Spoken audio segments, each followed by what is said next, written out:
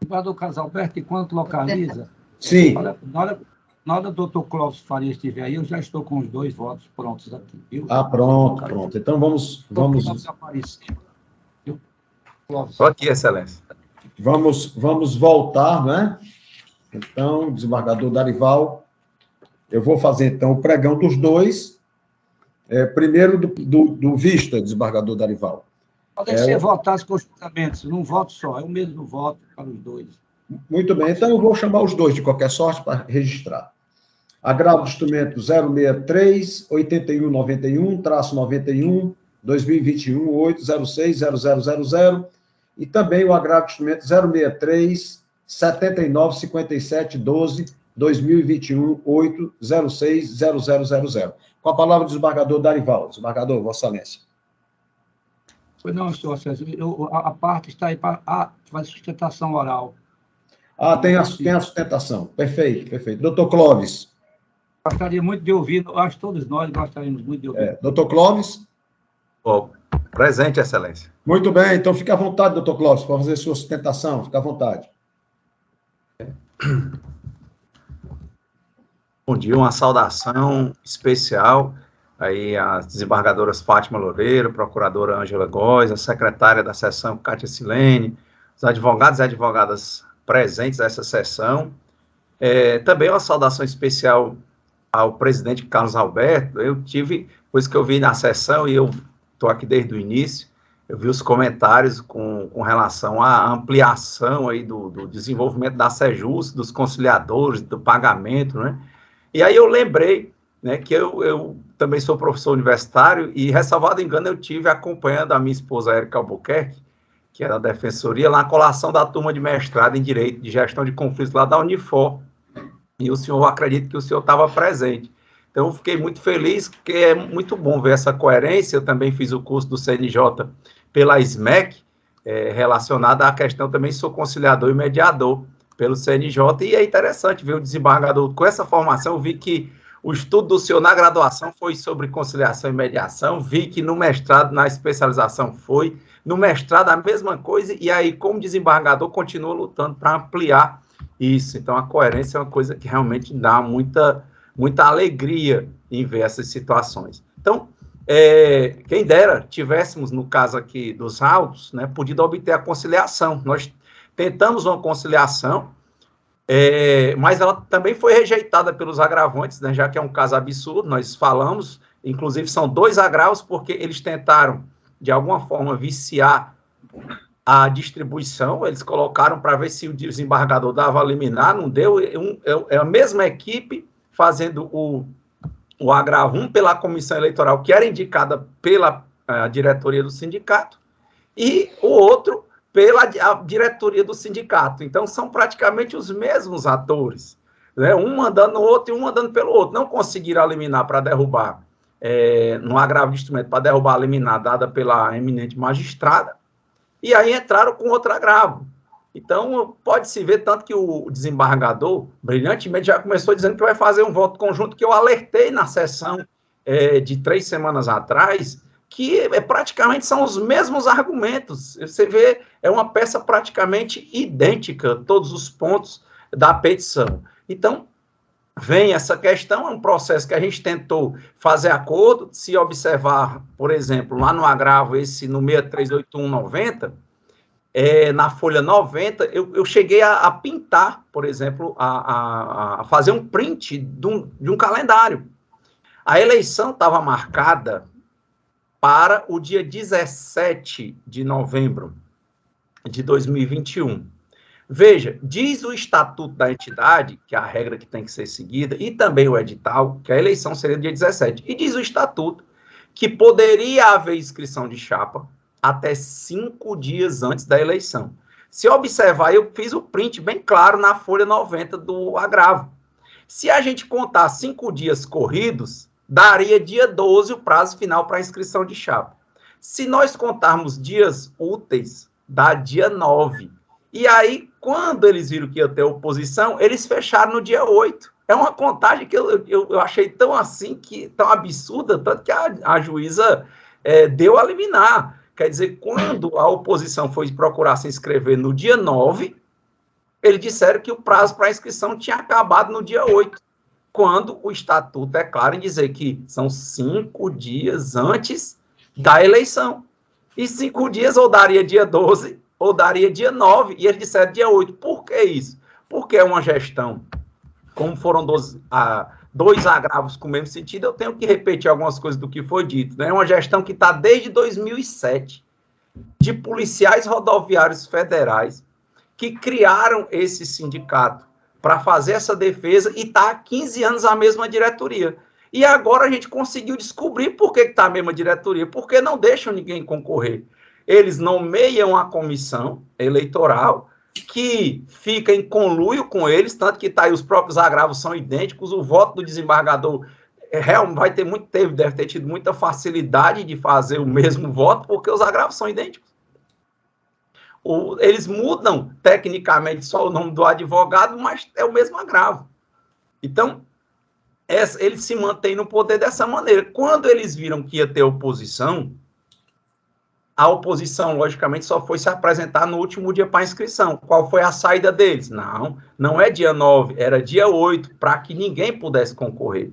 O pior de tudo que nós achamos é que nós, também nessa perspectiva conciliatória, nós oficiamos a comissão, nós não judicializamos primeiro, não. Oficiamos a comissão, demonstramos por A mais B que o prazo, a contagem do prazo estava errado. O prazo era dia 9 ou dia 12, mas nunca poderia ser dia 8. É uma contagem muito objetiva, né? Tendo mesmo um fim de semana pelo meio, o 15 de novembro, mesmo com o fim de semana e o 15 de novembro feriado, ainda dava dia 12, se fosse corrida. E se fosse dia útil, não tem como ser dia 8.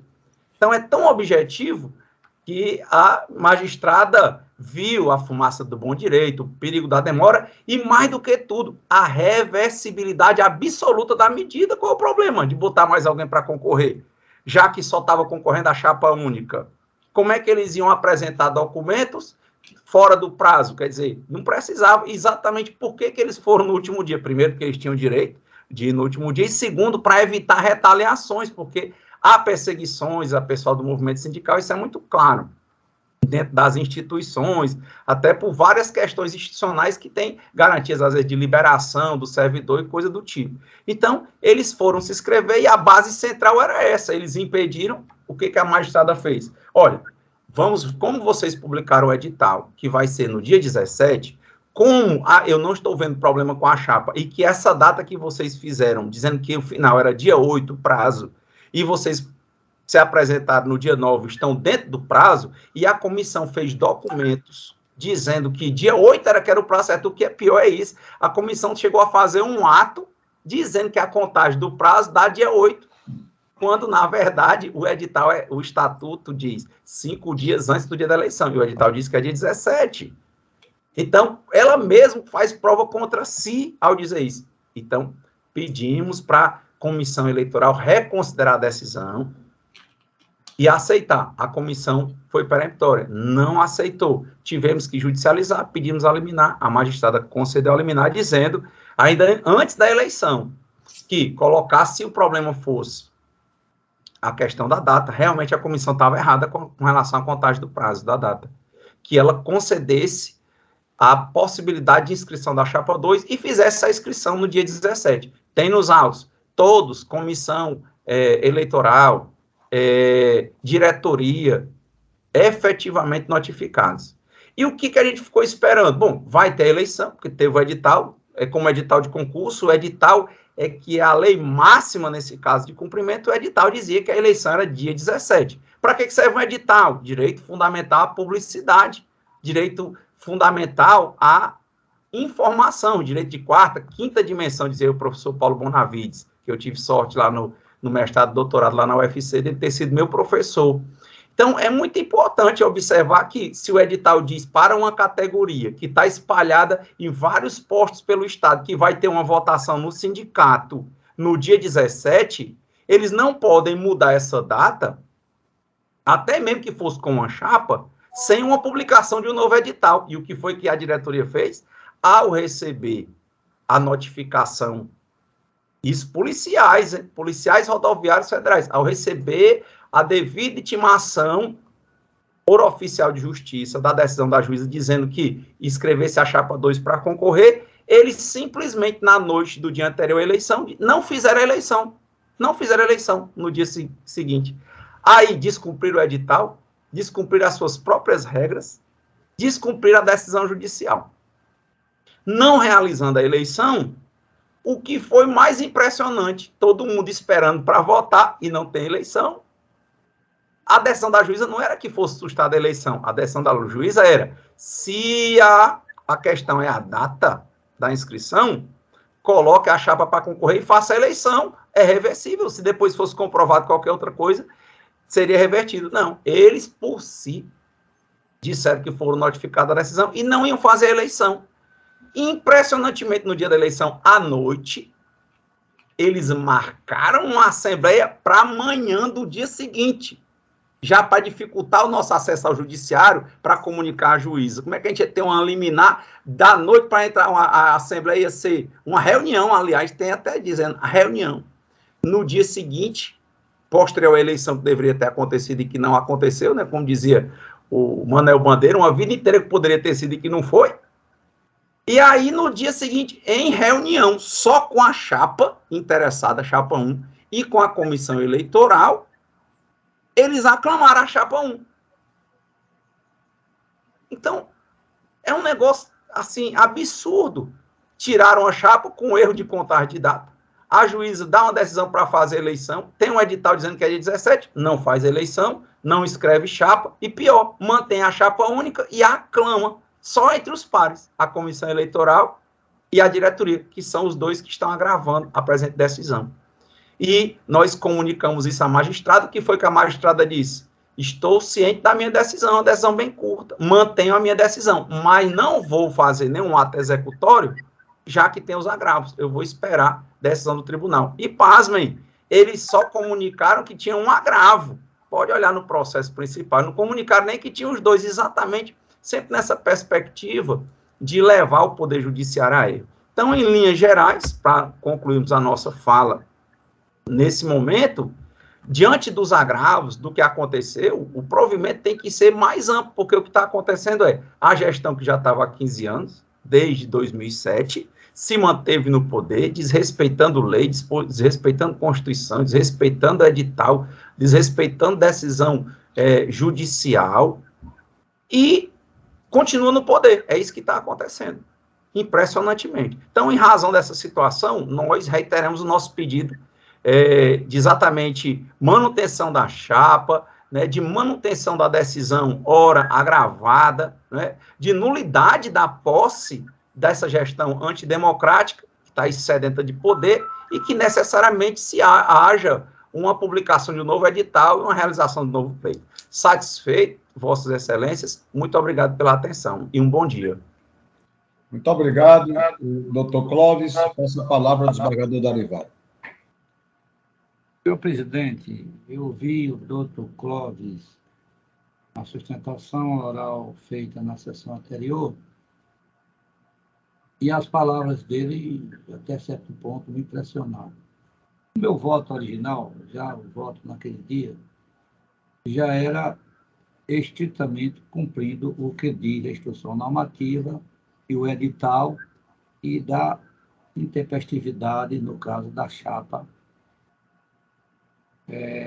que ele defende, na chapa que estava concorrendo à eleição para aquele sindicato. Eu volto a ouvir agora o doutor Clóvis Renato. Apesar de ter examinado, como se trata de questões de fato que ele trouxe aqui, eu mantive nos dois agravos o meu entendimento original. Todavia, eu volto a se referir agora à decisão da magistrada.